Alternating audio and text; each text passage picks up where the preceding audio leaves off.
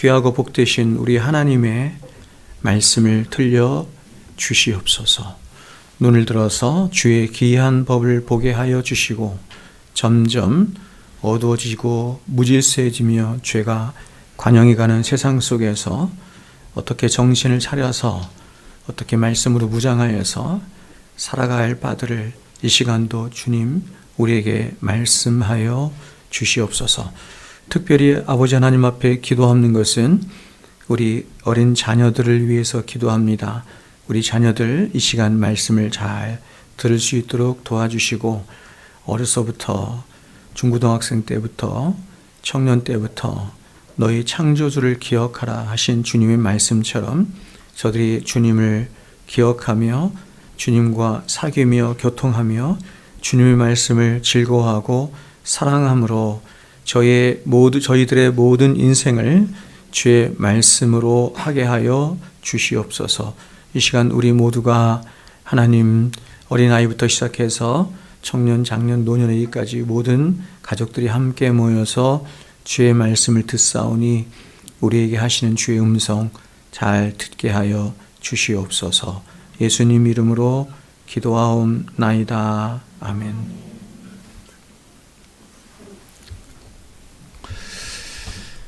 제가 지금까지 설교 사역을 해오면서 제 설교가 어렵다, 길다, 긴 건 그렇고 어렵다라고 하는 얘기를 참 많이 들었습니다. 특별히 저에겐 두 자녀가 있는데 우리 바울이 그리고 사랑이가, 바울이 어디 갔어요? 네? 바울이 사랑이가 이렇게 있는데 이 아이들이 아빠 설교 너무 어렵다, 잘 못 알아듣겠습니다. 우리 사랑이를 서울에 있는 예수가족교회를 보냈더니 가서 하는 말이, 갔다 와서 하는 말이, 그 목사님이나 아빠나 똑같다. 똑같이 못 알아듣겠다. 이렇게 얘기를 했었는데 드디어 지난주에 저에게 이렇게 말했습니다. 설교를 너무 잘 들었다고. 지난주에 설교를 너무 잘 듣고 너무 잘 이해를 했다고. 제가 너무너무 기분이 좋았습니다. 네. 우리 어린 자녀들이 말씀을 못 듣는 것 같지만 잘 듣습니다. 잘 듣고. 그렇지 주원아? 우리 주원이가 잘 들어요. 잘 듣고 잘 기록도 하고 잘 이해도 한다는 얘기를 제가 들어서 얼마나 감사한지 모르겠습니다. 우리 자녀들 이 시간에 목사님이 하는 말씀 잘 들을 수 있기를 바랍니다. 자, 저를 다 보시면 됩니다. 오늘은 전 세대에 걸쳐서 제가 드리는 말씀입니다. 오늘 제목은 죽게 하듯 하십시오 라고 하는 제목으로 우리 가족들 전 세대에 걸쳐서 하나님께서 하신 말씀을 전하도록 하겠습니다. 여러분은 행복하십니까? 여러분은 행복하십니까?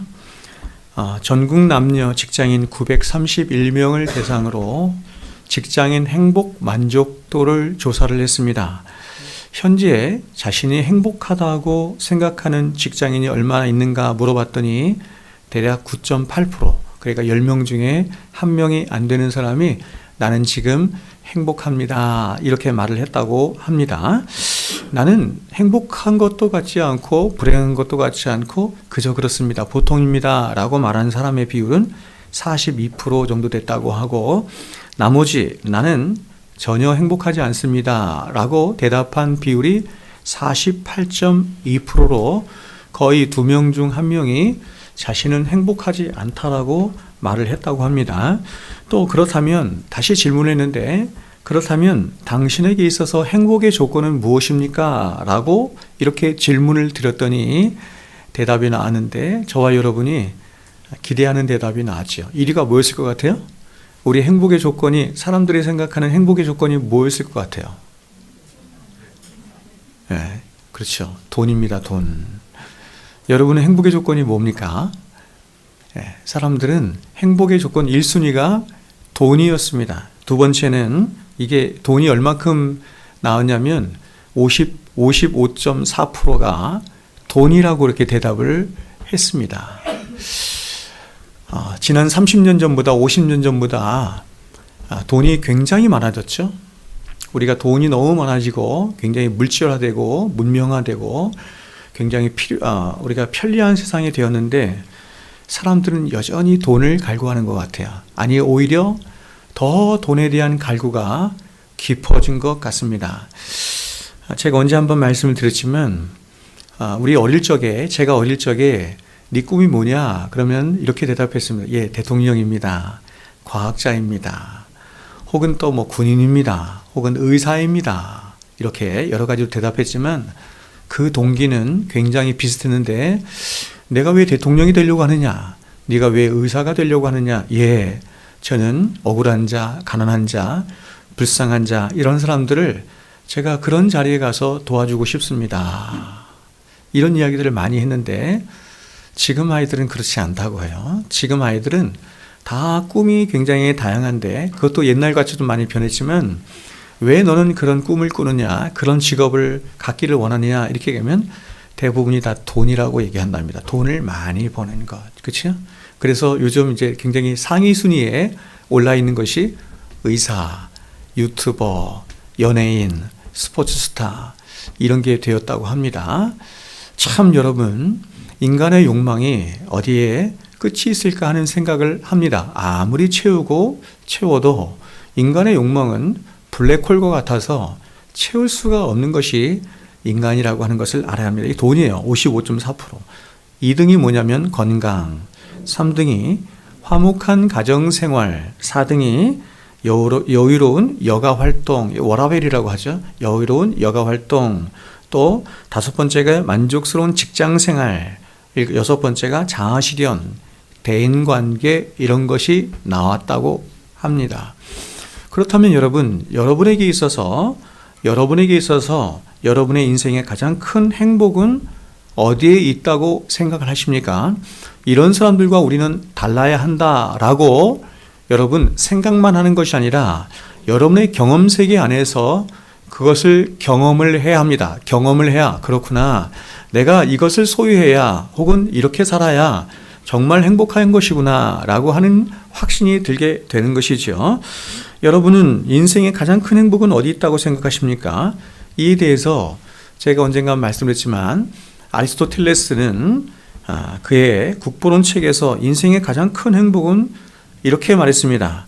인생의 가장 큰 행복은 이 세상에 태어나지 않는 것에 있습니다. 이렇게 대답을 했다고 해요. 인생의 가장 큰 행복이 뭐냐면 아리스토텔레스 최고의 철학가 아닙니까? 인생의 가장 큰 행복은 세상에 태어나지 않는 것입니다. 그러면 다시 물었습니다. 그러면 인생의 두 번째 행복은 무엇입니까? 이렇게 묻자 아리스토텔레스가 무엇이라고 대답했냐면 어쩔 수 없이 태어났다고 한다면 되도록이면 빨리 죽는 것입니다. 이렇게 대답을 했다고 합니다.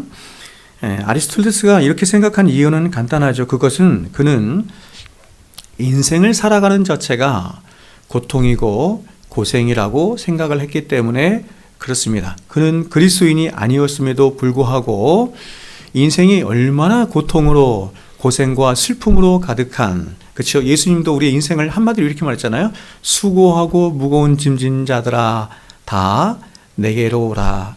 내가 너희를 쉬게 하리라. 수고하고 무거운 짐진 인생에서 벗어난 인생이 단 한 사람이라도 있습니까? 없죠. 이것을 아리스토텔레스가 잘 안 거예요. 그래서 그는 고통과 슬픔만이 가득한 이 세상에 태어나지 않은 것이 복이고, 만일 어쩔 수 없이 이 세상에 태어났다고 한다면 가능한 한 빨리 죽는 것이 두 번째 복이다. 이렇게 말한 것입니다.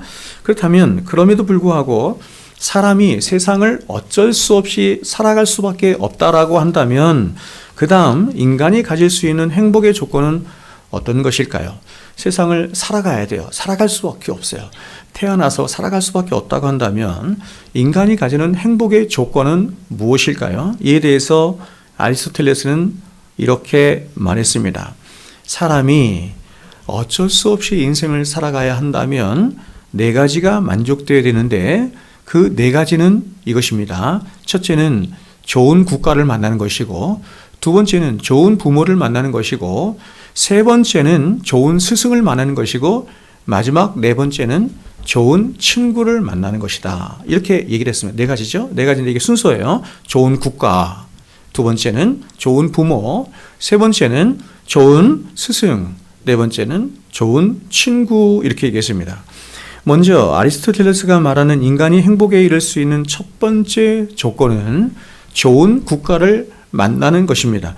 왜냐하면 아리스토텔레스가 말하는 국가의 가장 중요한 기능이자 탁월한 가치가 뭐냐면 바로 국가는 정의를 가르쳐주고 그 정의를 실현하는 데 있기 때문에 인간은 바로 이러한 국가적인 기능 아래에서 보호를 받으며 정의 아래에서 보호를 받으며 그 정의 아래에서 자신의 꿈을 실현하며 행복에 이를 수 있다. 이렇게 생각했기 때문에 그렇습니다. 그렇다면 이렇게 국가가 정의를 바르게 구현코자 하면 국가에 가장 필요한 것이 무엇일까요? 국가의 사명이 정의를 실현하는 것인데 그러면 그 정의를 실현하기 위해서 국가에 가장 필요한 것이 무엇일까요? 그것은 바로 국가 안에서 그 정의가 바로 실현될 수 있도록 하는 공정한 법 집행이 있어야 하는 것입니다. 그래서 이렇게 공정하고 평등한 법 집행이 모든 국민들 안에서 효과적이고 실질적으로 집행이 될 때 비로소 국민들 안에서 정의라고 하는 것이 실현되어지는 것이고 국민들은 그렇게 실현된 정의 안에서 자신들의 생명과 재산과 권리를 보호받으며 평안하고 안락한 그런 행복한 삶을 어느 정도는 살 수 있는 것입니다. 그러므로 결국 공정하고 정의로운 법이 모든 백성들에게 공평하고 그리고 실질적이고 효과적으로 잘 적용되고 시행되는 나라가 좋은 나라인 것이고 선진국이다 이렇게 말을 할 수 있는 것이고 반대로 그렇지 못한 나라가 후진국이고 그리고 좋지 않은 나라다 이렇게 말할 수 있는 것입니다. 여러분 돈이 많다고 해서 사람들은 그 나라를 선진국 이렇게 말하지도 않아요. 그리고 항상 정치와 법은 돈과 함께 가는 것입니다. 자, 여러분 오늘날 선진국이라고 하는 나라들과 후진국이라고 하는 나라들을 한번 비교를 해보십시오. 이 나라들을 이렇게 선진국과 후진국으로 구분짓게 하는 요인들에는 여러 가지가 있을 것입니다. 그러나 그 중에서도 가장 절대적인 차이를 만들어내는 두 가지가 뭐냐면 그것이 바로 정치이고 법이에요. 즉 이 나라들 안에서 얼마나 정의가 잘 실행되는가 하는 것과 또한 법이 얼마나 공평하게 잘 집행이 되고 있는가 하는 것이 선진국과 후진국을 나눌 수 있는 가장 중요한 시금석이다 이렇게 말씀을 드릴 수가 있는 것입니다. 그래서 사회과학자들은 말하기를 한 국가의 1인당 GNP가 2만 불까지는 다른 요소들로 어느 정도는 가능하지만 그러나 그 이상 3만 불 혹은 4만 불이 되면 법과 정의가 바르게 실행이 되지 않고서는 거의 불가능하다라고 사회학자들이 말한 것입니다. 자, 여러분 오늘날 선진국이라고 하는 나라들을 한번 보십시오. 그런 나라들 가운데 과연 부패지수가 높은 나라가 얼마나 있습니까? 정말 놀랍게도 부패지수가 높은 나라들은 대부분 못 사는 나라들, 개발도상국, 후진국 이런 나라들에서 부패지수가 높은 것을 우리는 알 수 있습니다. 여러분 한때 세계에서 가장 잘 사는 나라 10위 안에 들었지만 지금은 그야말로 개발도상국으로 혹은 가난한 나라로 그렇게 전락한 나라들이 전 세계에 굉장히 많이 있는데 그 가장 대표적인 나라들이 남미에 많이 있어요. 어떤 나라입니까? 여러분이 알고 있는 베네수엘라, 아르헨티나, 브라질 혹은 멕시코까지도 포함했는데 이런 나라들이에요. 그럼 여러분 이런 나라들이 왜 이렇게 가난한 나라도 전락하게 됐느냐? 세계에서 베네수엘라 같은 나라는 세계에서 1인당 GDP가 3위까지 올라갔다라고 하는 이야기도 제가 들었습니다. 브라질 같은 나라도 세계에서 GDP가 5위 안에 드는 최고의 강대국, 최고의 부국이었는데 지금 굉장히 가난한 나라겠죠. 이런 나라들 지금 1인당 GDP가 어느 정도 되냐면 10,000불에서 15,000불 요 선에서 지금 왔다 갔다 하고 있습니다. 그럼 왜 이렇게 되느냐? 그것은 가장 간단하죠. 정치와 법이 공정하게 집행이 되지 않았기 때문에 그렇습니다. 정치가 썩었기 때문에 그렇습니다. 그러므로 여러분 한 사람의 일생을 결정짓게 하는 많은 요소들 중에서 가장 중요할 뿐만 아니라 가장 절대적인 요소가 뭐냐면 과연 그 사람이 어느 나라에서 태어났는가, 어느 나라에서 살고 있는가, 다시 말해서 그가 속한 나라의 정치가 과연 어떠하며 또한 그 나라의 법이 얼마나 공정하게 잘 시행되고 있는가 하는 것에 의해서 결정된다, 이렇게 말을 할 수가 있습니다. 아까 말씀드린 것처럼 돈이 많다고 해서 여러분 정치와 법과 경제력은 사실 이렇게 거의 같이 가는데, 거의 비례하는데, 그렇지 않은 나라도 가끔 있습니다. 가끔 있는데, 그렇다고 해서 돈이 많은 나라라고 해서 사람들은 그런 나라를 무조건 선진국이라고 말하지는 않습니다. 자, 그렇다면 여러분이 살고 있는 대한민국은 어떤 나라인 것 같습니까?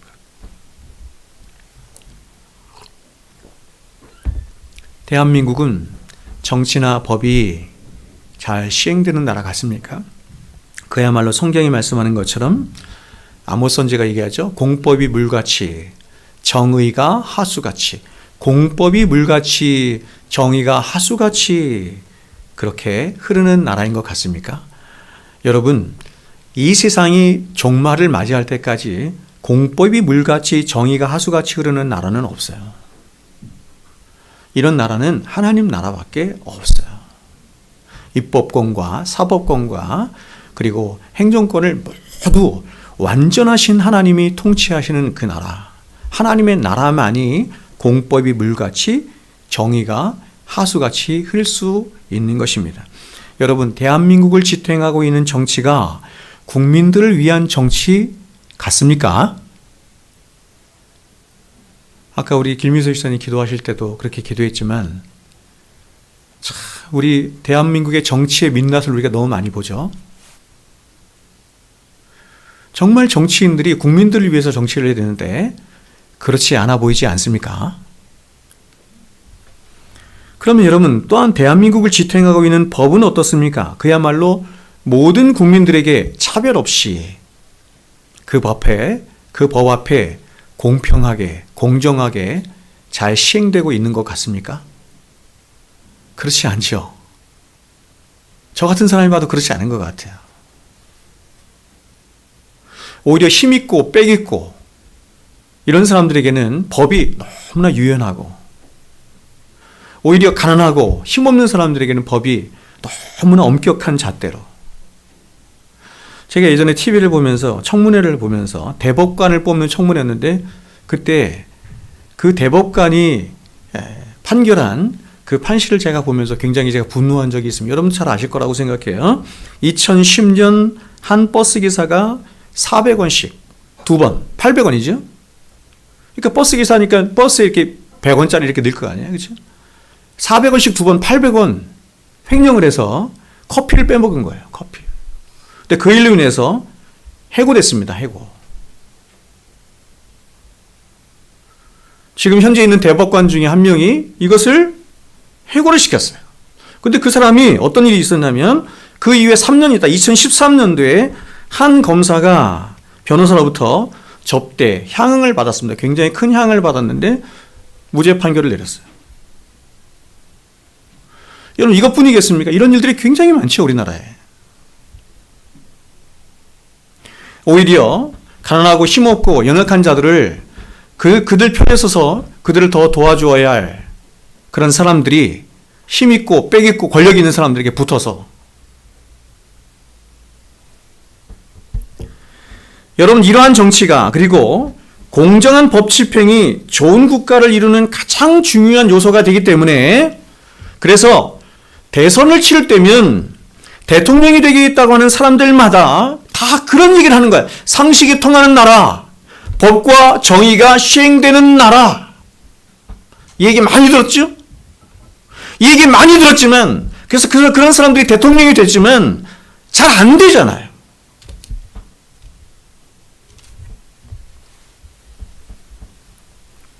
우리가 목도하는 것처럼 어떤 정부가 들어서도 그 동기가, 그 대통령이 되고자 하는 사람의 동기가 정말 그렇다 할지라도 잘 안 돼요. 시행이 안 돼. 그래서 성경은 우리가 속해 있는 국가가 우리 일생에 너무 중요하기 때문에 두 나라 백성을 살아가는 우리에게 우리가 살아가는 이 국가가 너무 중요하기 때문에 우리가 어떤 부모로부터 태어났고 어떤 대학을 나왔고 어떤 사회에 속해 있으며 어떤 사람과 결혼했고 어떤 가정을 이거보다 가장 중요한 게 국가에 있기 때문에 국가를 위해서 그리고 위정자들을 위해서 기도하라 이렇게 말하는 거예요. 여러분이 아무리 명문가에서 태어났어도 여러분이 만일 북한 같은 땅에서 태어났다고 한다면 여러분의 삶은 어떻게 되겠어요? 더 나아가서 이런 국가의 형태를 결정짓게 하는 가장 중요한 토대가 정치이고 법이기 때문에 두 나라 국민으로 살아가는 저와 여러분들이 정치에 관심을 가지고 투표 잘하라 이렇게 말해요. 투표 잘해야 합니다. 제가 여러분 어느 정당 편을 드는 게 절대로 아니에요. 저는 어느 정당 편도 들지 않아요. 그러나 여러분 공법이 물같이 정의가 하수같이 흐르도록 하는 그런 나라가 되려면 어떤 지도자를 뽑아야 하는지 잘 생각하십시오. 두 번째로 아리스토텔레스는 행복의 삶의 첫 번째 조건인 국가에 이어서 두 번째 조건을 뭐를 말하냐면 좋은 부모, 좋은 가정을 이야기합니다. 그렇다면 아리스토텔레스가 말하는 좋은 부모란 어떤 부모일까요? 사람들이 생각하는 좋은 부모에 대한 어떤 이미지, 어떤 상, 이건 다 다를 것 같아요. 여러분들이 생각하는 좋은 부모는 어떤 부모입니까? 아리스토텔레스가 생각하는 좋은 부모는 이런 부모였습니다. 그가 말하는 좋은 부모는 바르고 참된 삶에 대한 바른 지식과 지혜와 덕을 갖춘 사람입니다. 바른 지식과 지혜와 덕을 갖춘 부모입니다. 그렇다면 여러분 이 세상에 이렇게 바르고 참된 삶에 대한 바른 지식과 지혜와 덕을 갖춘 그런 아리스토텔레스가 말하는 좋은 부모가 과연 얼마나 있을까요? 저는 저를 비롯한 오늘날 너무나 많은 부모라고 하는 사람들이 부모의 자격을 갖추지 못한 채 부모가 되었다라고 생각해요. 저뿐이겠습니까? 여러분은 어떻습니까? 많은 부모가 부모로서 갖추어야 할 여러 인격과 자격과 조건을 갖추지 못한 채 그냥 부모가 된 경우가 너무 많아요. 그 피해는 고스란히 누구에게 가냐면 자식들에게 가는 거예요. 그래서 저와 여러분은 1차적으로 피해자이기도 하면서 피해를 또한 입히기도 하는 사람이기도 하는 거예요. 여러분은 좋은 부모인 것 같습니까? 여러분은 여러분의 자녀들에게 좋은 부모가 되기에 충분한 그런 참된 지식, 훌륭한 인격, 그리고 그런 참된 지식과 지혜를 따라 바르게 가르치고 또 훈육할 수 있는 그런 어떤 용기, 이런 것도 있습니까? 세상의 시류를 따라가지 않고 세상의 많은 사람들의 꾀를 따라가지 않고 진리에 굳게 서서 그 진리를 따라 자녀를 가르치고 훈육하고 그렇게 인도할 그런 용기가 있냐, 믿음의 용기가 있느냐.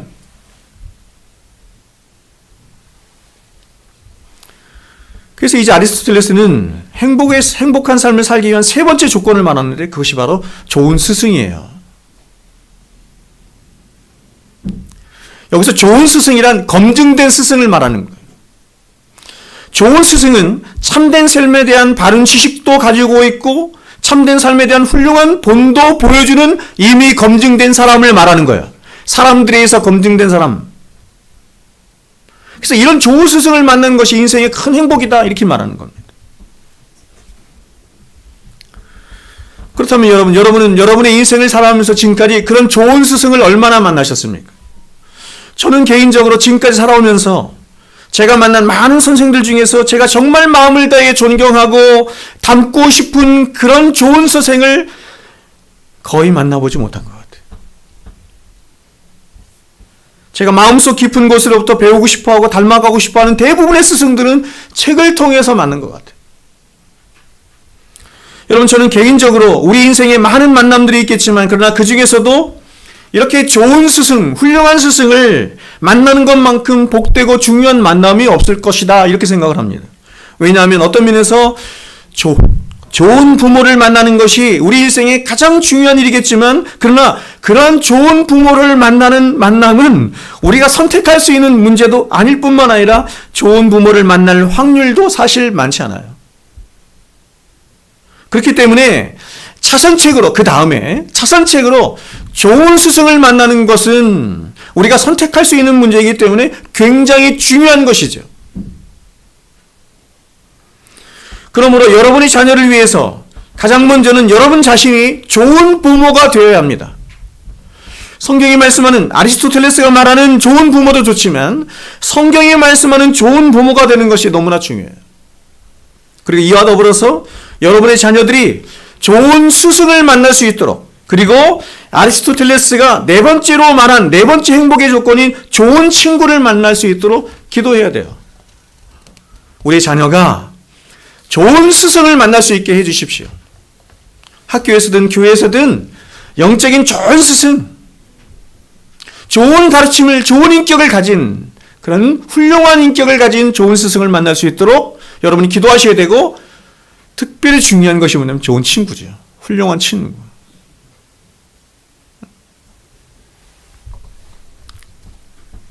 그렇다면 여러분, 여기서 질문은 이것입니다. 과연 아리스토텔레스가 말하는 행복의 네 가지 조건들을 모두 충족하면서 그렇게 이 세상을 행복하게 살아가는 사람이 과연 얼마나 있는가 하는 것입니다. 이런 면에서 여러분은 어떻습니까? 여러분은 법과 정의가 잘 시행되는 그런 좋은 국가에서 태어나서 그런 국가에서 살아가고 있는 것 같습니까? 또 바르고 참된 삶에 대한 올바른 지식과 용기와 인격을 갖춘 그런 부모 밑에서 태어나서 자랐으며, 또한 그런 스승들과 친구들과 함께 인생을 살아가고 있는 것 같습니까? 여러분의 주변이 그런 사람들로 가득한 것 같아요? 부모나 친구나 스승들이 그런 것 같아요? 제가 보기에는 이런 사람은 정말 모든 복을 다 받은 사람인데, 이런 사람은 많지 않은 것 같아요. 아주 소수이거나 거의 없는 것 같아요. 왜냐하면 이렇습니다. 인류가 죄를 짓고 하나님을 떠난 이후로 하나님이 주신 가정도, 국가도, 모든 관계들도 다 죄로 인해서 깨어지고 파괴되었기 때문에 그렇습니다. 이게 문제예요. 우리는 좋은 부모가 되고 싶은데, 좋은 스승이 되고 싶은데, 좋은 친구가 되고 싶은데, 그리고 그런 사람들을 많이 두고 싶은데 그런 사람이 없는 거예요. 이유가 뭐냐면 죄가 다 깨어들어 놓기 때문에 그렇습니다. 좋은 국가, 좋은 가정, 좋은 스승, 그리고 좋은 친구가 되기 위해서는 그 구성원 한 사람 한 사람이 먼저 하나님 앞에 바로 서서 참된 사람이 되어야 하는 일들이 있어야 되죠. 참된 사람이 돼야 좋은 부모도 되고 좋은 친구도 되고 좋은 스승도 되죠. 그런데 죄로 인해서 인간성 자체가 파괴되었기 때문에 인류는 좋은 국가를 이루는데, 또는 좋은 가정을 이루며 좋은 인간관계를 이루는데 계속해서 실패하는 것입니다. 인간 구성원 자체가 그렇지 않은데 그런 국가를 이루기가 어려운 거예요. 그런 가정을 이루기가 어려운 거예요. 그런 사회를 이루기가 어려운 거예요. 그러므로 여러분, 인류 안에 가장 시급한 게 뭐냐면 이 인간성의 회복이에요. 제도가 사람을 행복하게 해주지 않습니다.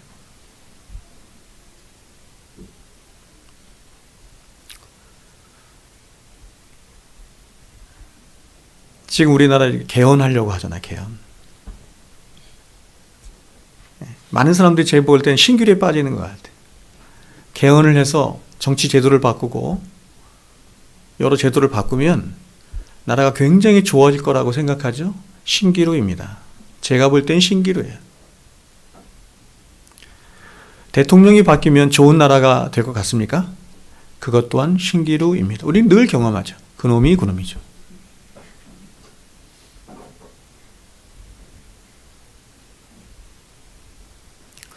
인간성 자체의 회복이 있지 않고서는 좋은 국가를 이루기가 어렵습니다. 그러므로 여러분, 무엇이 바뀌기 전에, 잘 들으세요. 무엇이 바뀌기 전에 혹은 무엇이 되기 이전에 가장 중요한 게 뭐냐면 먼저 바르고 참된 인간이 되는 것이 먼저인 거예요. 기독교는 그걸 말하는 겁니다. 바른 인간성을 상실한 채로 정치인이 되고 법정이 되며 부모가 되고 선생이 돼봐야 아무 소용이 없는 거예요. 또한 어떤 제도를 바꿔봐야 아무런 소용이 없는 것입니다. 그래서 이런 시도들은 다 헛된 시도예요. 기독교는 바로 이 본질에 관심을 갖고 이 본질을 바꾸는 것에 관심이 있는 종교가 기독교예요. 그러므로 죄로 인해 망가진 이 세상의 모든 참된 행복과 회복은 바로 인간성 자체의 문제를 할 수 있는, 인간 자체의 문제를 할 수 있는 죄의 문제가 해결받지 않고서는 절대로 불가능한 것이기 때문에 바로 이 죄를 이기시고 승리하신 예수 그리스도 안에서만 인간의 참된 행복과 회복은 가능해질 수 있는 거예요. 인간은 참된 인간이 돼야, 바른 인간이 되어야 행복에 이를 수 있는 것인데 그 행복에 이르는 조건이 뭐냐면 참된 인간이죠. 근데 그 참된 인간을 가져올 수 있는 유일한 해결책은 뭐냐면 그 인간성의 회복, 다시 말하면 인간은 죄인이거든요. 이 죄를 해결하는 예수 그리스도 뿐인 것입니다. 그래서 성경이 이렇게 얘기한 거야. 하늘에 있는 것이나 땅에 있는 모든 것이 오직 예수 그리스도 안에서 통일되고 회복된다. 하늘에 있는 것이나 땅에 있는 모든 것이라는 말은 뭐냐면 온 세상이 죄로 인해서 다 뒤틀리고 왜곡되고 망가지고 어두워졌고 다 깨어지고 부서졌다 이런 뜻이야. 근데 그 모든 것들을, 그 모든 세상을 회복할 수 있는 하나님이 주신 최고의 선물이 뭐냐면 예수 그리스도시다 이렇게 말하는 거예요. 여러분, 예수 그리스도는 단순히 저와 여러분을 죄로부터 구원하여 천국에 이르게 하는 그 정도의 효과를 가진 분이 아니에요. 죄로 인해서 하늘에 있는 것이나 땅에 있는 모든 것이 망가졌는데 그 모든 것들을 회복할 수 있는 그런 인격과 그분이 하신 일과 그 모든 것들을 다 담고 오신, 특별히 하나님의 나라를 담고 오신 분이 예수 그리스도이십니다. 그래서 여러분, 예수 그리스도가 오신 가장 중요한 목적이 뭐냐면 바로 저와 여러분을 하여금 참된 사람이 되도록 하시기 위함인 거예요. 저와 여러분이 구원을 받는 것, 그러니까 구원도, 성경이 말하는 구원도 굉장히 미시적으로 말할 수 있고 폭넓게도 말할 수 있는 거예요. 성경이 말하는 구원의 궁극적인 목적은 저와 여러분을 죄로부터, 심판으로부터 건져내는 것이 아니에요. 그렇게 구원해내는 것은 구원의 시작이에요. 그리고 구원의 궁극적인 목적은 뭐냐면 참된 사람이 되는 거예요. 참된 사람. 여러분, 참된 사람을 성경에서는 한마디로 얘기했죠? 참된 사람이란 윤리적으로 도덕적으로 완전함을 갖춘 사람이 참된 사람이잖아요. 그럼 기독교 윤리의 핵심이 뭐예요? 사랑이죠. 위로 하나님을 사랑하고 옆으로 이웃을 사랑하며 살아가는 사람을 성경에 참된 사람 이렇게 말하는 거예요.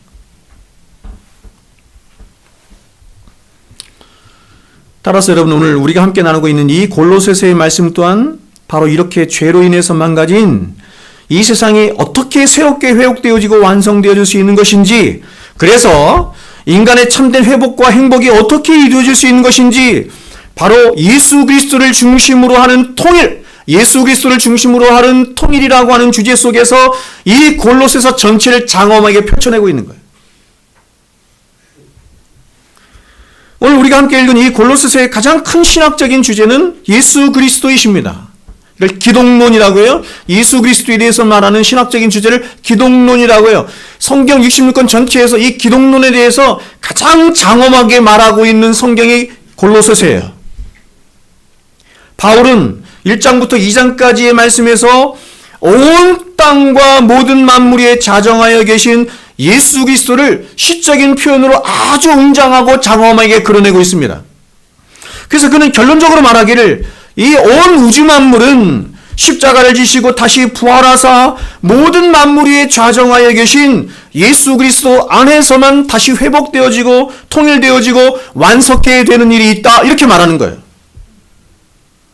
이 세상을 회복할 수 있는 유일한 근거가 예수 그리스도 뿐이시다, 이렇게 말하는 거예요. 과학이, 문학이, 예술이, 지식이, 어떤 것이 우리를 회복할 수 있는 것이 아니라, 세상을 회복할 수 있는 것이 아니라 세상을 회복할 수 있는 유일한 방책은 예수 그리스도 뿐이시다, 이렇게 말합니다. 근데 바울은 이러한 예수 그리스도의 우주적인 통일과 회복을 이제 교회와 성도들의 구체적이고 세세한 삶으로 연결시켜서 말을 해요. 즉 이러한 장엄한 예수 그리스도의 우주적인 성취는 구체적인 성도들의 삶을 통해서 이루어지게 되는데, 그 성도들의 삶의 핵심을 사도가 뭐라고 말하냐면 이렇게 말하는 거예요. 죽게 하듯 하는 것에 있다, 이렇게 말해요. 죽게 하듯 하는 것에 있다, 이렇게 말해요. 자, 오늘 3장 23절 같이 한번 읽어볼까요? 3장 23절 우리 함께 같이 읽겠습니다. 시작.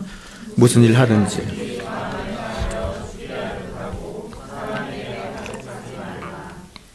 무슨 일을 하든지 죽게 하듯 하는 것입니다. 모든 일을 죽게 하듯 하는 성도의 구체적인 삶이 예수 그리스도의 우주적인 통일과 회복의 성취에 이바지하는 가장 핵심적인 원리가 됨을 말하는 거예요.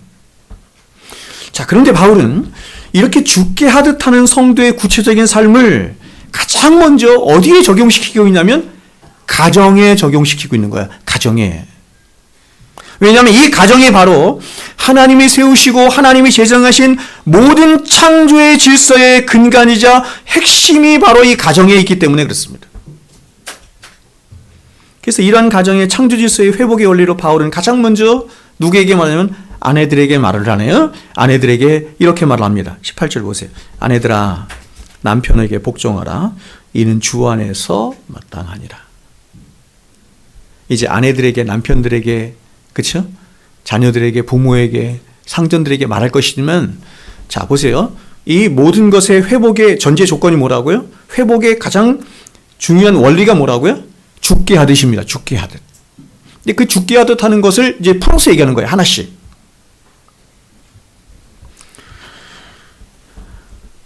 그러니까 아내가 남편에 대해서 죽게 하듯 해야 하는 이 창조의 원리가 실제적으로 어떻게 적용이 되냐면 바로 아내들이 남편에 대해서 인격적인 복종과 순종함을 통해서 이 죽게 하듯 함의 원리가 이렇게 나타나서 가정이 회복되는 일이 있다, 이렇게 말하는 거예요.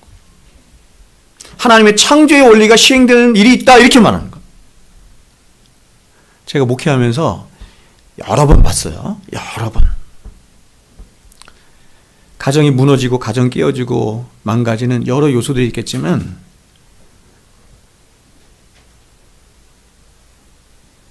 그 중에서 어떤 게 무너지면 가정이 무너지냐면 아내 된 자가 남편을 무시하는 거예요.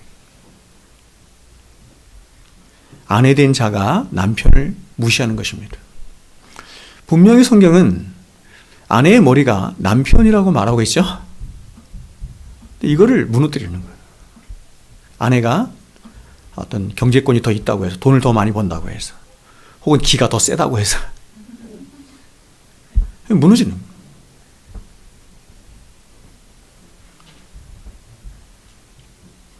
가정을 세우는 주님의 원리는 가정의 머리는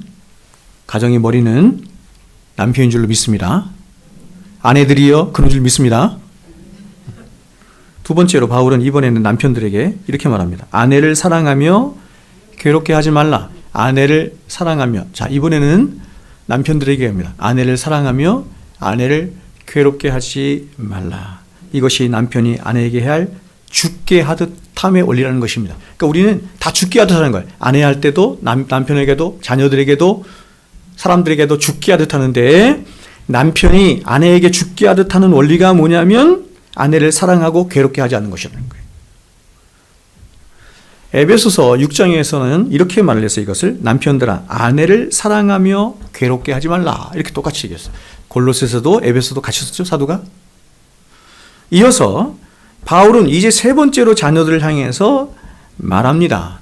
자녀들아 모든 일에 부모에게 순종하라. 이는 주 안에서 기쁘게 하는 것이니라. 자, 이번에는 자녀들에게 얘기해요. 자, 우리 아이들, 저 목사님 보세요. 여기 자녀가 아닌 분이 없죠? 우리 아이들만 자녀가 아니죠? 우리도 자녀죠?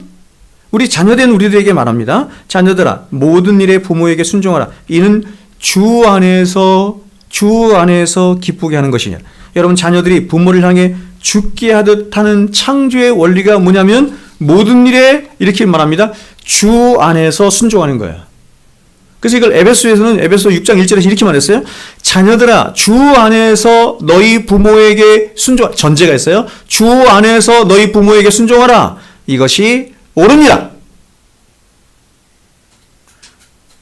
그래서 여러분, 부모가 자녀에게 부모의 대접을 바르게 받기 위해서는, 그래서 자녀에게 복을 주도록 하기 위해서 부모가 해야 하는 가장 중요한 일이 뭐냐면 주 안에서 자녀들이 자신에게 행하도록 해야 되는 거예요.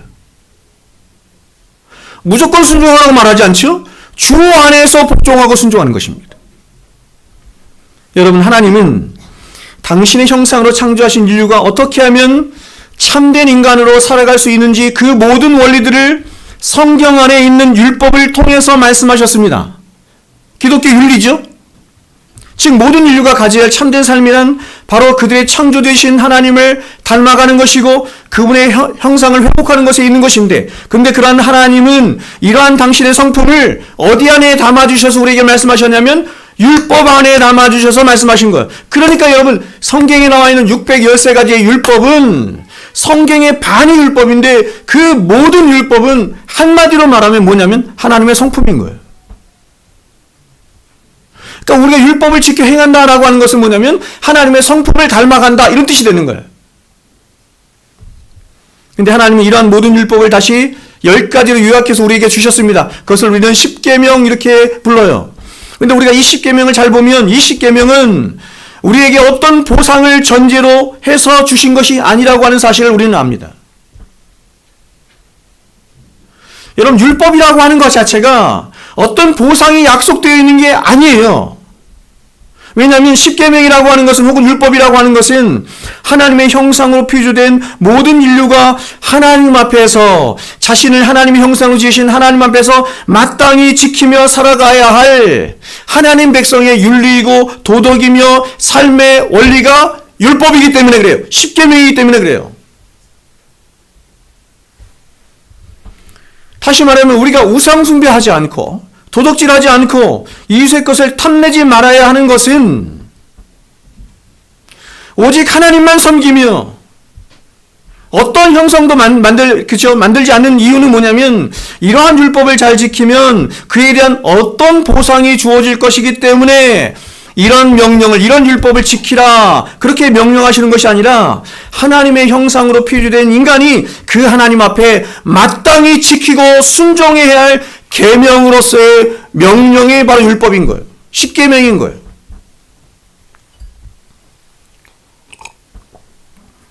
그러므로 십계명은 그야말로 우리 인간이 마땅히 하나님 앞에 순종해야 할 계명들인 것이기 때문에 우리가 순종하면 그 순종으로 끝이 나는 거예요.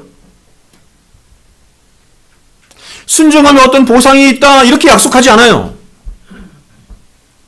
그래서 십계명은 계명들을 말한 후에 어떤 보상도 약속하지 않는 것입니다.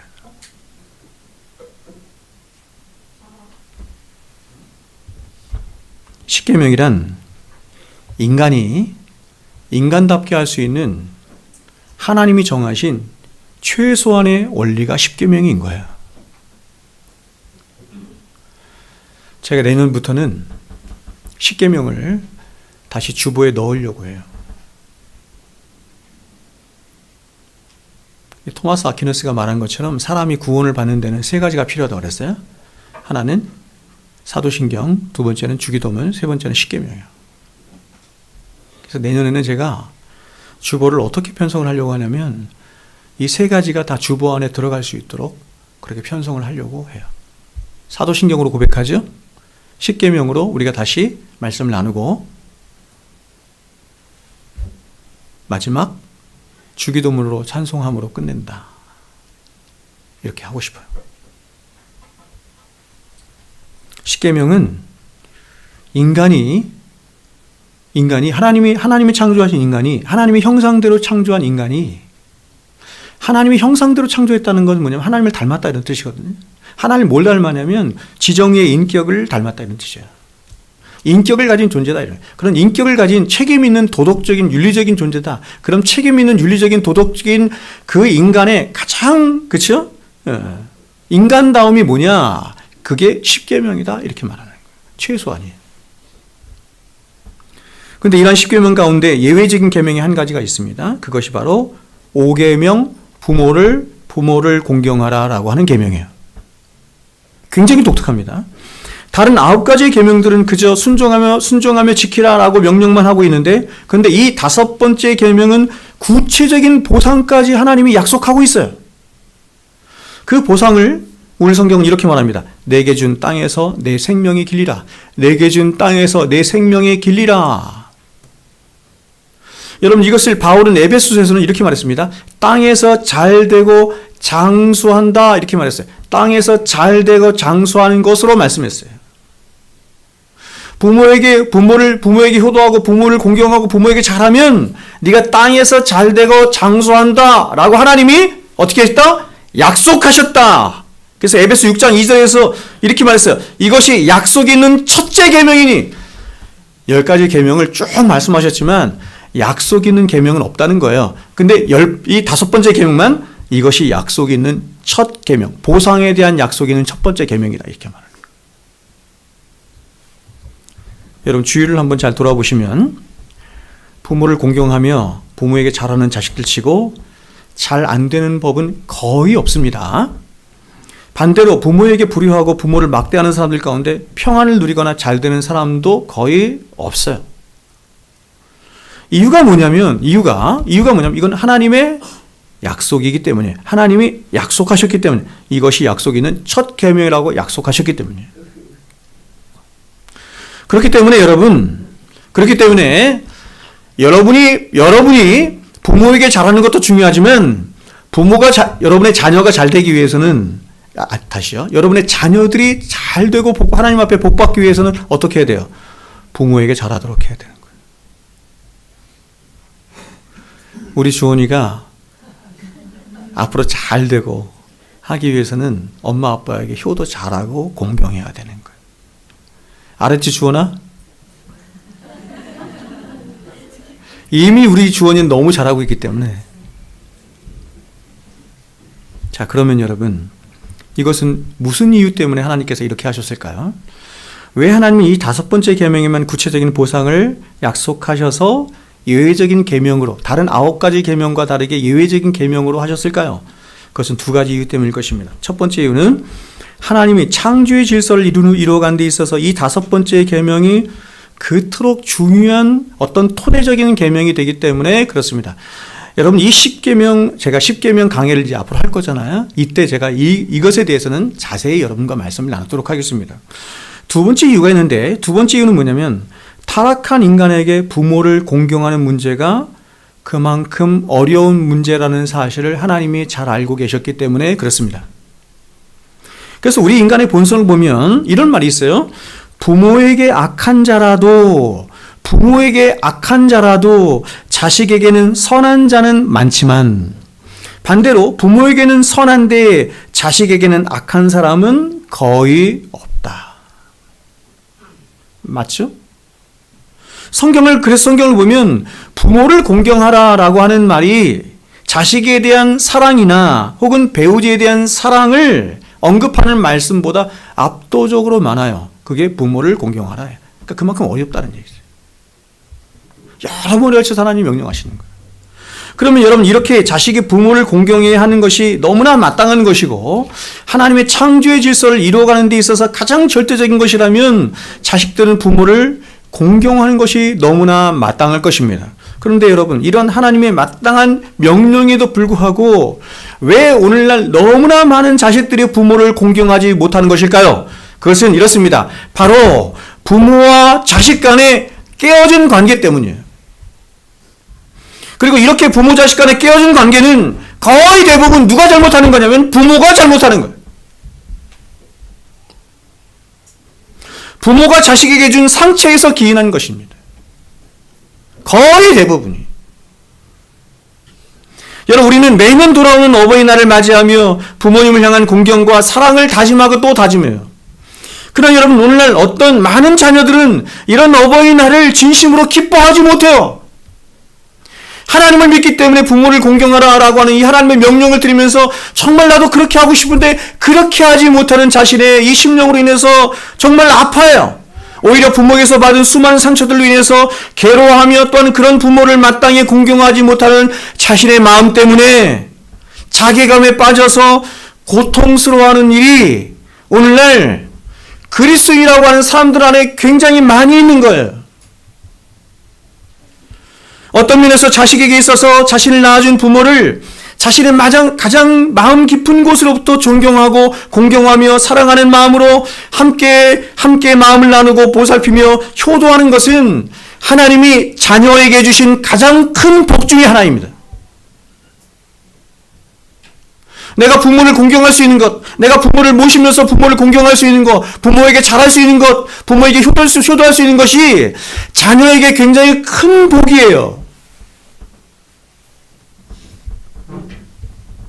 그런데 여러분, 너무나 오랜 시간 동안 부모로부터 받은 깊은 상처로 인해서 이러한 기쁨과 축복은커녕 오히려 부모에 대한 아픔과 원망과 적대하는 마음마저 갖고 살아가고 있다라고 한다면 이것은 가장 큰 비극이 아니고 무엇이겠습니까?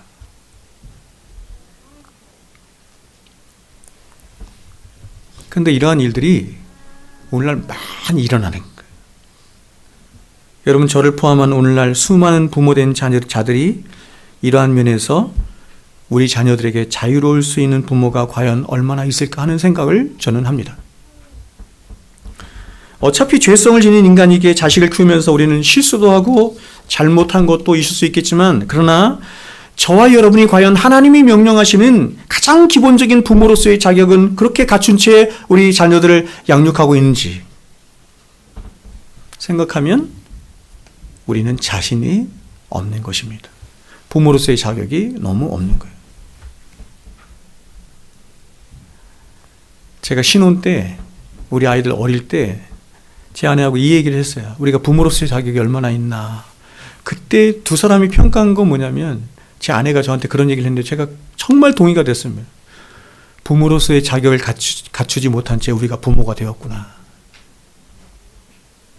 그 이후로 굉장히 오랜 시간 지났죠? 20년이 넘었죠? 20년이 더 지났는데 제가 최근에 제가 하나님 앞에서 기도하면서 저를 돌아봤어요.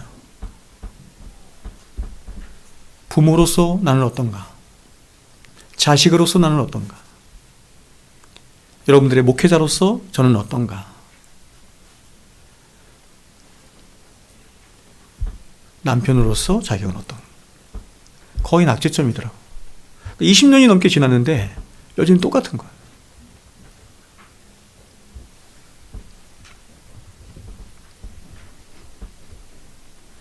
그저 단순히 제가 여러분에게 늘 말씀을 드리는 것처럼, 그래서 내가 부모로서 자격이 없다라고 하는 것을 깨달으면서 우리 아이들의 진짜 부모는 하나님이시다 라고 하는 것을 깨닫는 것만으로 우리는 부족합니다.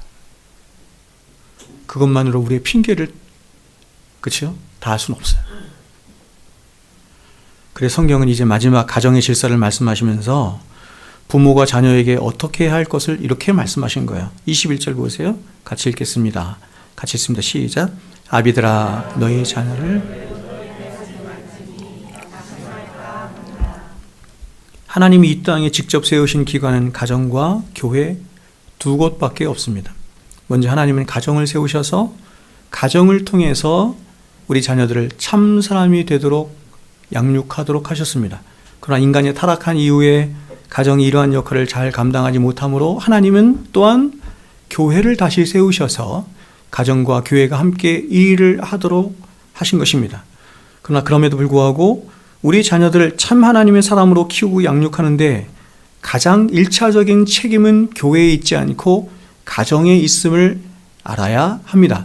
성경은 수많은 곳에서 교회들아, 우리 자녀들에게 이렇게 말씀하지 않고 대부분 말씀은 뭐냐면 부모들아 이렇게 말합니다. 부모에게, 오늘 특별히 말씀은 아비들아 이렇게 말하죠. 아비들아.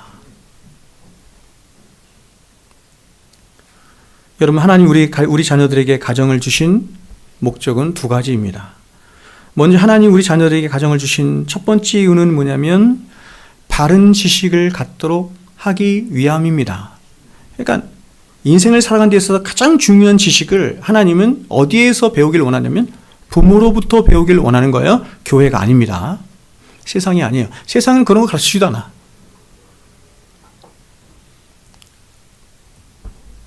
하나님은 우리 자녀들로 하여금 참된 인간으로서 살아가도록 하기 위한 그 바른 지식을 학교도 아니고 교회도 아니고 세상도 아닌 가정에서부터 1차적으로 배우기를 원하신 거예요.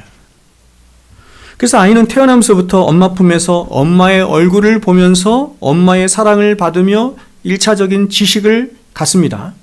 그리고 이제 아빠와 엄마가 함께 하면서 아이에게 한 가지씩 단어를 익히게 하고 말을 배우게 하며 가장 중요하고 가장 기초적인 지식을 습득해 가도록 하는 것입니다. 그런데 하나님이 부모를 통해서 우리 자녀들에게 가르치도록 명령하신 지식의 큰 대상은 세 가지예요. 큰 지식은 세 가지예요. 그 세 가지가 뭐냐면 하나님과 세상과 인간이에요. 인간은 이제 객관적인 건데 주관적으로 가면 나예요.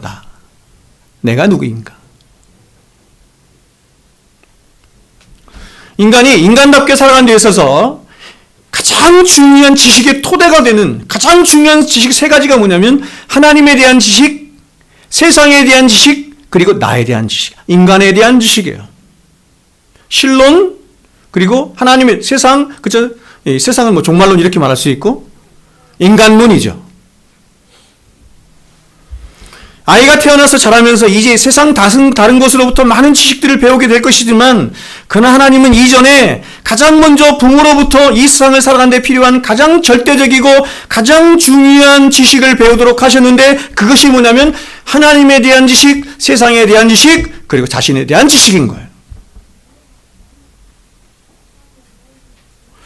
이 세 가지 지식은 우리가 인생을 살아가면서 많은 지식들이 가질 것이지만 그 모든 지식들을 올려놓을 수 있는 토대가 되는 지식이에요. 토대가 되신 이 지식 위에 이것을 쌓아야 돼. 이 근본적인 세 가지 지식이 잘못되면 사람은 제대로 살 수가 없어요. 참된 인간으로 살 수가 없어요. 그러므로 아이의 일생에 있어서 부모가 어떤 사람이고 부모가 어떤 지식을 갖고 있는가 하는 것이 대단히 중요한 것입니다. 왜냐하면 부모가 먼저 바른 삶을 살려고 하고 참된 삶을 살고자 하는 열망이 있지 않은 채로는 그 부모로부터 바른 지식이 절대로 자녀에게 전달되지 않을 것이기 때문에 그렇습니다. 부모가 바른 지식을 갖고 있지 못하는데 어떻게 바른 지식을 가르쳐요? 부모가 하나님을 믿지 않고 있는데 어떻게 자식에게 하나님을 가르칠 수 있어요?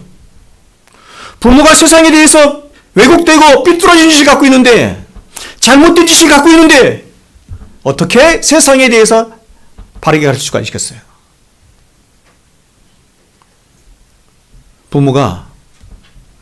부모라는 자가 자신이 누구인지도 모르는 상태에서 아이에게 네가 누구인지를 가르칠 수 있겠어요? 이 세 가지 지식은 가장 절대적인 것입니다. 가장 절대적인. 그래서 이 아이가 크기 전에 유치원 갈 거 아니에요? 세상은 유치원도 가고 학교도 가고 학원도 가고 사람들을 만나고 점점 그 이전에 그러니까 아주 어릴 때 말하는 거죠. 아주 어릴 때 이 세 가지 지식을 가르쳐야 되는 거예요. 세상의 주인은 하나님이시다. 이 세상의 주인은 하나님이셔. 세상을 창조하신 분도 너를 창조하신 분도 하나님이시다. 하나님이 너를 사랑하신단다. 하나님이 너를 사랑하시는데 얼마큼 사랑하시냐면 자신에게 하나밖에 없는 독생자 아들을 내어주시기까지 너를 사랑하셨단다. 그분이 하나님이시란다. 너의 인생을 주인은 하나님이시란다. 가르쳐야 돼. 이 세상은 살만한 세상이 아니란다. 이 세상은 종말을 향해 가는 세상이고 이 세상이 다가 아니야. 이 세상은 죄로 가득한 세상이야. 세상에 대해서 가르쳐야 돼요. 그래서 이 세상을 대하는 우리들의 자세가 비둘기처럼 순결하고 뱀처럼 지혜로워야 한다. 가르쳐야 되는 거예요. 그럼 너는 누구냐? 우리는 다 하나님 앞에 죄인이란다. 영원히 죽을 수밖에 없는 죄인이란다. 네, 이런 우리를 위해서 하나님이 자신의 독생하신 아들을 이 땅에 보내 우리를 구원하셨어. 너는 하나님의 백성이란다. 너는 하나님의 백성이야. 그러니 하나님 앞에서 어떻게 살아야 할지를 네가 생각을 해야 한다. 이걸 가르쳐야 돼요. 모든 지식의 토대입니다. 근간이에요. 이 지식이 없거나 이 지식이 왜곡되어 있거나 잘못되어 있으면 그 사람은 그 아이는 절대로 바르고 참된 인생을 살 수 없어요. 나이가 50이 되고 60이 되고 70이 되었는데도 이 지식을 갖지 못한 사람 세상에 가득 있습니다. 그러니까 나이가 50이 되고 60이 되고 70이 됐는데도 이 세 가지 지식을 갖지 못하면 바보예요. 지식이 없는 거예요. 두 번째로 하나님은 자녀들의 가정을 주신 이유는 바로 올바른 삶을 살도록 하기 위함입니다. 하나님은 자녀들로 하여금 부모된 자가 어떻게 인생의 바른 위치에 거하며 또한 어떻게 하나님을 경외하고 사랑하며 또한 어떻게 이웃을 사랑함으로 하나님의 영광을 구하며 살아갈 것인지 구체적인 삶을 부모로부터 보이게 하심으로 본을 보이게 하심으로 자녀들도 그러한 부모의 뒤안길을 따라서 자신도 그렇게 가치 있는 삶으로 영생 있는 삶을 살아가고자 하는 그런 확신을 갖도록 자녀에게 보여줘야 되는 거예요. 그렇다면 여러분, 만일 우리 자녀들이 그러한 바른 부모를 만나 참된 지식을 얻고 바른 삶을 보고 배우는데 실패했다면 우리 자녀들은 어떻게 될까요? 여러분, 예수 믿지 않는 세상 사람들은 말할 것도 없는데 예수 믿는다고 하는 저와 여러분임에도 불구하고 우리의 자녀들에게 이런 본을 보이지 못하고 이런 지식을 같이 가르치지 못한다고 한다면 우리의 자녀들이라 할지라도 인생의 커다란 짐을 지고 살아가는 거예요.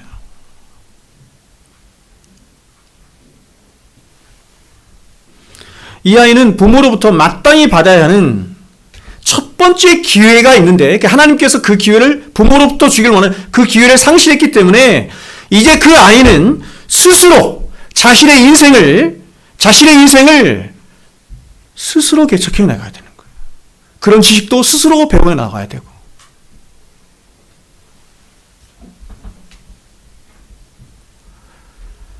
저는 여러분 고등학교 시절에 제 친구들 이렇게 믿는 가정 친구들 이렇게 가면 그 부모들이 저에게 이렇게 얘기했습니다. 얘 병수야, 내가 너를 위해서 기도한다.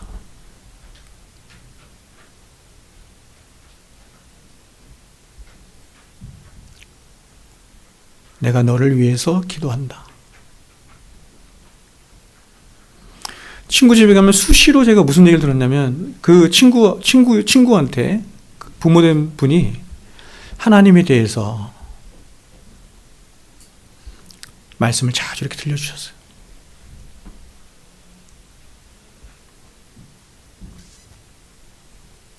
그러니까 여러분, 이런 가정에서 있지 않으면, 그러니까 여러분이 그런 의무를 하지 않으면 우리 자녀들은 이런 첫 번째 기회를 상실하는 거예요.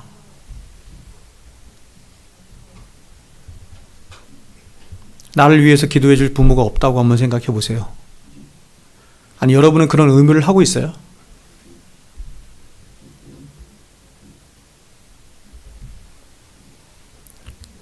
이렇게 부모가 자식들을 바른 지식과 바른 삶으로 인도하면서 가장 유의해야 할 것을, 그래서 사도가 이렇게 얘기합니다. 자녀를 노엽게 하지 말아야 한다. 가정의 모든 구성원들은 하나님이 주신 질서 안에서 서로에 대하여 죽게 하듯 해야 하는데, 근데 부모와 자식 간의 질서 안에서 부모가 자녀에게 죽게 하듯 하는 원리가 뭐냐면 자녀를 노엽게 하지 않은 거라는 겁니다. 오늘 본문에서 노엽게 한다는 말은 흥분시킨다, 격노케 한다는 의미로, 이것은 누군가로부터 적대감을 가졌을 때 나타나는 분노만을 의미하는 것이 아니고, 이 노엽게 한다는 말은 바로 뒤에서 나오는 낙심한다는 말까지 포함되는 말로 노여움의 결과로 낙심이 찾아오는 거예요. 그러니까 여러분, 우리 자녀들이 낙심하는 이유는 뭐냐면 부모의 노여움으로 인해서 그 마음과 정신이 찌그러져서 낙심이 오는 겁니다. 즉 이 말은 부모가 어떤 방식으로든 자녀를 노엽게 하면 그 자녀가 낙심케 되는 일이 있는데, 근데 이 낙심이 가장 나쁜 것은 뭐냐면 이 낙심이 인간으로서의 참된 삶을 살아가도록 하는 삶의 열정을 고갈시키는 일을 한다는 것입니다. 그래서 이렇게 인간다운 삶을 살도록 하는 열정이 우리 자녀들에게서 고갈이 되면 우리 자녀들은 삶에 대해서 무력감을 가져서 비정적이고 충동적인 삶을 살아가게 되는 거예요. 그래서 탈선한 청소년들을 보면 이렇게 부모로부터 어려서부터 인격적인 대우를 받지 못하거나 바른 가르침을 받지 못하거나 혹은 폭력과 폭언을 받는 일이 많은 이유가 여기 있는 것입니다. 그래서 이러한 것들로 자녀들 안에 엄청난 노가 발생하게 되는데, 이런 노가 아이들 안에서 치유되지 못하고 풀지 못한 채 방치되다가 어느 시점에 그 안에서 이 노가 폭발을 하게 되면 엄청난 폭력성과 함께 정상적인 삶에서 이탈하는 일이 발생하는 거예요.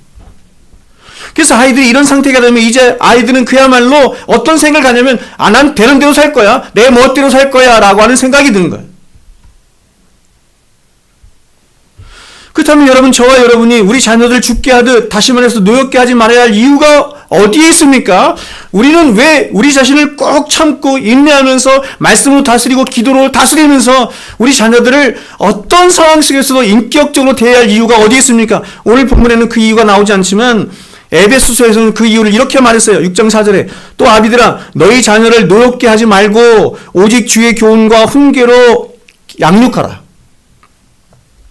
여러분, 우리 자녀들을 향한 저와 여러분의 오직 한 가지 목적은 뭐냐면, 저와 여러분이 우리 자녀들을 향한 유일한 한 가지 목적은 뭐냐면, 우리 자녀들이 세상에서 성공하는 것도 아니고 잘 되는 것도 아니고 많은 돈을 버는 것도 아니고, 우리 자녀들을 향한 우리들의 한 가지 목적은 우리 자녀들이 주의 교훈과 훈계로 양육이 되어서 참된 하나님의 사람이 되는 것에 있습니다. 맞죠? 다른 것에 목적을 갖는다면 그것은 부모로서의 자격이 없는 거예요. 그런데 우리 자녀들이 그렇게 하나님의 사람으로 양육되어지는데 가장 중요한 게 뭐냐면, 부모된 저와 여러분이 우리 자녀들을 죽게 하듯 하는 것이, 죽게 하듯이라고 하는 말은 가장 인격적으로 하나님께서 우리를 인격적으로 대하셨듯이, 우리가 하나님을 인격적으로 모시고 있듯이 그렇게 죽게 하듯, 그런데 그 죽게 하듯 대함의 핵심이 뭐냐면 자녀들을 노엽게 하지 말아야 한다는 것입니다. 즉 부모와 자녀들의 인격적인 관계가 자녀가 주의 교훈과 훈계로 자라가는 데 있어서 가장 중요한 전제이자 토대가 됨을 성경이 말씀하는 것입니다. 여러분, 저는 새벽마다 한 번도 빼먹지 않고 우리 아이들을 위해서 기도합니다. 저에게 두 자녀가 있는데 바울, 사랑, 우리 두 자녀를 위해서 항상 기도하고 우리 교회 안에 있는 우리 자녀들을 위해서도 항상 제가 기도해요. 혹시 다른 것은 빼먹어도 이것을 위해서는 항상 기도해. 우리 교회 안에 있는 자녀들 생각하면 제가 마음이 먹먹해져. 어떻게 해야 하나? 근데 어느 날 하루는 그렇게 오랜 시간 제가 기도하고 또 하나님 앞에 기도했음에도 불구하고 우리 아이들이 변하지 않는 그 모습을 제가 이렇게 생각이 들면서 굉장히 실망하고 낙심에 빠져 있었습니다. 그런데 그때 하나님께서 저에게 아주 분명한 목소리로 말씀하셨습니다. 그 모든 이유가 너 자신에게 있지는 않느냐, 이렇게 말씀하셨습니다. 기도를 하면서 하나님은 제 자신이 변하길 원하셨는데 제 자신이 변하지 않고 오직 공허한 메아리만 내듯이 그렇게 기도만 하고 있는 저 자신에 대해서 하나님께서 말씀하신 것입니다. 문제가 우리 자녀들에게 있는 것이 아니라 부모된 저 자신에게 있음을 하나님께서 말씀하신 것입니다. 그래서 얼마나 그날 제가 회개하며 하나님 앞에 눈물을 흘렸는지 모릅니다. 제가 월요일부터 수요일까지 제가 여행을 다녀왔지 않습니까?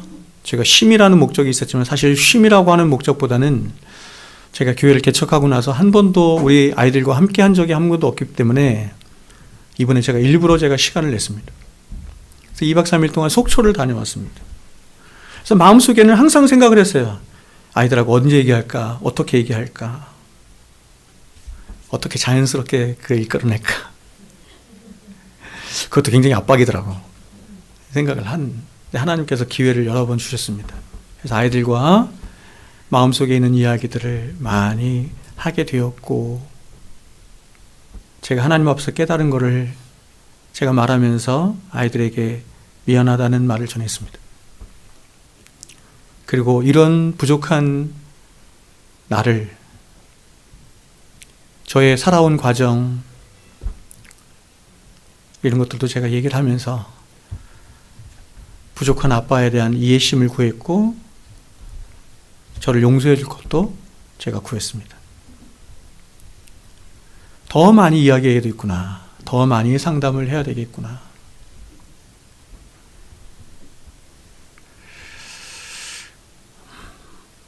저는 이렇게 늘 이렇게 잘못하는 어떤 부족한 우리 아이들을 보면서 늘 탕자의 비유만 생각하면서 더 고생을 시켜야 정신 차리나 이런 생각만 했던 것.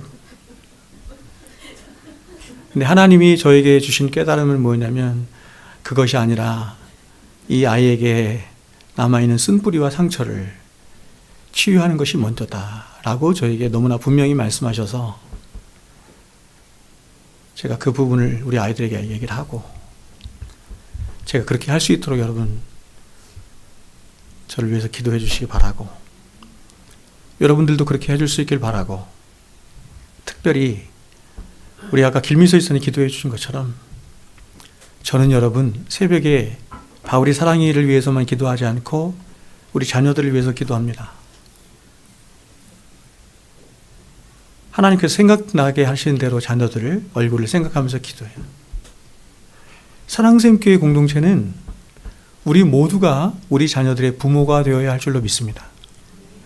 내 자녀만 내 자녀라고 생각하는 것이 아니라 다른 집의 자녀들도 마치 내 자녀인 것처럼 저들에게 훈계할 때는 훈계하고, 저들을 사랑할 때는 또 사랑해주고, 저들을 위해서 우리가 쉬지 않고 기도해야 된다라고 생각을 합니다. 제가 지난번 기도에 관해서 여러분에게 말씀을 드리면서 오늘날 너무나 많은 사람들이 가장 많이 범하는 죄가 기도하지 않는 죄라고 하는 것을 말씀드렸습니다. 사람들은 마치 바리새인처럼 율법을 중한 것과 낮은 것으로 이렇게 여러 가지 것으로 이렇게 구분시켜서 생각을 하죠.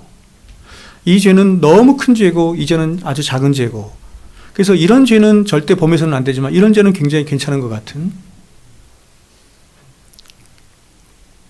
그런 것 중에 하나가 뭐냐면 기도를 하지 않는 죄입니다. 많은 사람들은 그렇게 생각하는 것 같아요. 내가 기도를 할 수 있고 하지 않아도 되고. 그래서 성경은 분명히 말씀합니다. 제가 지난주에 말씀드린 것처럼 기도하지 않는 것이 죄입니다. 내가 왜 기도를 하지 않는가? 성경은 이렇게 말합니다. 네 안에 죄가 있기 때문입니다. 그 죄가 기도를 하지 못하게 한다. 아닙니다, 목사님. 전 피곤하기 때문이에요. 힘들기 때문이에요. 할 일이 너무나 많기 때문이에요. 그 모든 일을 누가 하느냐? 죄가 한다. 핑계하게 누가 한다? 죄가 한다. 우리 삶의 가장 큰 일이, 가장 중대한 일이 기도하는 것, 특별히 자녀를 위한 기도에 있음에도 불구하고 게으르고 나태하고, 그래서 기도하지 않는 모든 배후에 죄가 있음을 깨달아야 합니다.